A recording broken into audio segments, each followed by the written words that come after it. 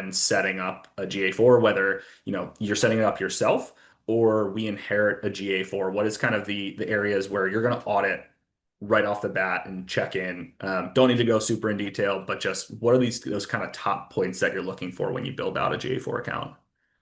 Yeah, so if you're building one from scratch, I always recommend Google Tag Manager because you can test live on the site. So linking those two Google products together, most of the time that's necessary anyway, but sometimes we're getting, access to an account that's already tracking or whatever. But GA4, you mentioned pitfalls. Like one of the things it has trouble with is tracking events that are just added. So if you need to see something in testing before you make it a permanent, or not a permanent, but before you add it to your GA4 property, I like to test in Tag Manager. I can test a conversion point, an engagement on the website, see exactly what's happening in Tag Manager and how it's being sent to GA4 or how GA4 might pick those events up.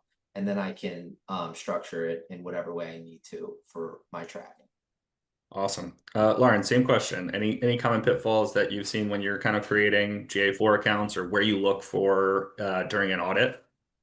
Yeah, I would say one of my primary areas that I look when taking over an account is diving into just like the default channel grouping reporting and seeing if there's anything that stands out to me as abnormal.